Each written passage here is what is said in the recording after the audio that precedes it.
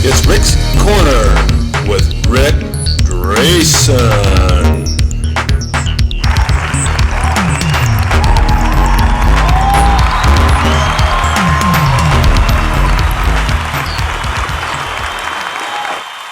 Welcome to another Rick's Corner. I've had very good success with this show, and I'm extremely happy to have you as fans. And you write to me, and you tell me how much you enjoy it. I got stopped in the gym today by a guy who said he watched it. He recognized me. He says, "Oh, I'm so excited about your Rick's Corner. I watch it all the time." Well, I'm really glad I can share these memories and these tidbits with you that are so important in life, and that we can carry them through to whatever we do with it. But one of the questions that was posed to me that I haven't really touched on much was, people would say to us, "Gee, you had such an easy lifestyle back in the 70s. You laid on the beach and you trained. What did you do for money? How did you live?" Well, that's a good question, because the cost of living really wasn't that high back then. I had a 2-bedroom, 2-bath apartment right on the sand, and I showed that in one of my videos. I mean, I literally could walk out my door, in a half a block I was on the ocean. I mean, what can you beat for that? For $165 a month. That was cheap. If I walked out to my left and I crossed Main Street, I was at World Gym. Well, that was later, because Gold's was down the street about, maybe a half a mile. So Joe had moved the World Gym right across from me. So I really had life made. I could go to the beach and I could go to the gym. What did I do for a living? Well, I had first moved to LA from Bakersfield. I needed to get out of that small town rut, because I would have been housed there for the rest of my life, probably working for the Department of Water and Power, instead of weights and measures like we do down at the beach. And I took a job with Kellogg's as a salesman, which really was not my thing, wearing a suit and tie and calling on supermarkets every day. In fact, I would go into the markets and most of the managers would ask me to put them on workout schedules. So that was kind of fun. But after about 2 years, I decided to quit and move to Venice, and I went back into wrestling. I had already wrestled a little bit, and of course the corporation of Kellogg says, "You have to be committed to selling cereal. You're not allowed to wrestle at night." And I thought, well, my night time is my own time. And they used to say to me, "You can't go to the gym either. You know, this is a corporation. We're all for Kellogg's, and you're spending way too much time in the gym, and it's not conducive to what we do for a living." I said, "Well, wait a minute. I'm off at 5. I'm going to the gym at 7. That's none of your goddamn business what I do.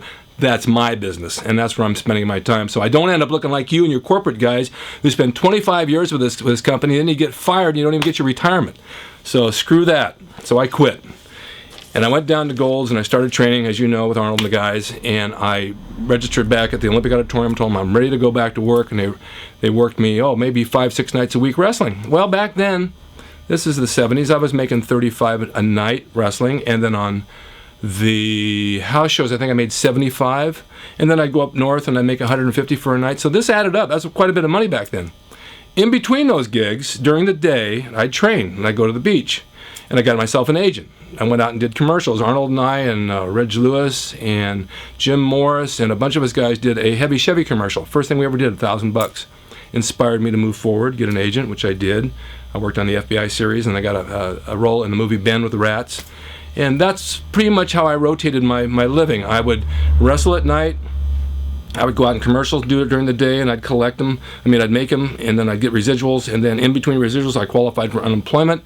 So I would collect my unemployment in between the residuals, and then I had my cash from wrestling at night, which was a great system for me. I did it for years, and I could lay on the beach and train. Now, not everybody can do that. This only happens in LA. In Hollywood or Venice or Santa Monica. It's the entertainment capital of the world, and we find ways to make money. Now, I made some notes here. Some of the guys, like Arnold, for example, when he came here, he had a Weider contract. Weider gave him $1,000 a month to bring him over here and let him train. Well, he could live on that pretty easily, but in the meantime, he had courses. He had how to get big arms, how to get a big chest, and he put them in Weider's magazine free of charge.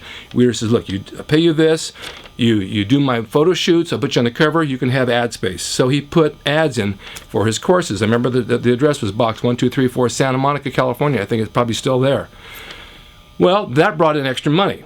A lot of the other guys did the same thing. Now, a lot of the top bodybuilders would trade Joe. He'd put them in the magazine on the cover and say, "Now, if you shoot these photo shoots for me, I will give you free advertisement for any product you wish to sell." So, of course, they had T-shirts with their names on them, and they had big arms courses and nutrition counseling, and it worked really well. I think they did pretty good with that. Some of the guys, for example, they went out on modeling jobs. There was print agents.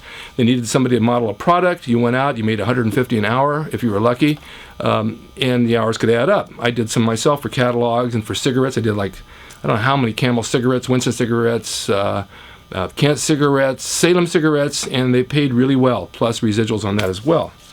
We all got agents, and we all went on movie calls, and we worked quite a bit in the movie Sextet with Mae West. We did, Roger Callard and I did Charlie's Angels. We were a couple of weeks on that one with residuals.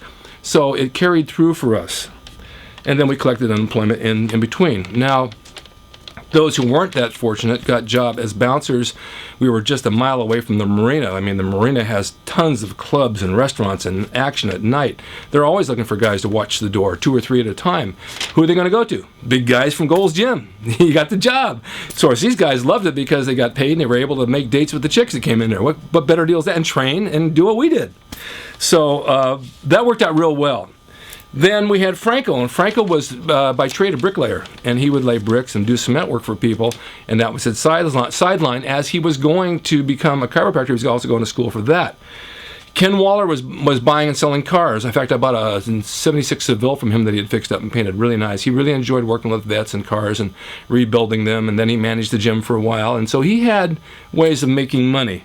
Mike Katz was a teacher. I think he was a principal of a high school. Frank Zane was a teacher, worked at a junior high school in Venice. Eddie Giuliani was an electrician in the studios. Great pay, and you could work nights and be free during the days. Zabel, of course, ran the gym for Joe Gold. Joe paid him to run the gym.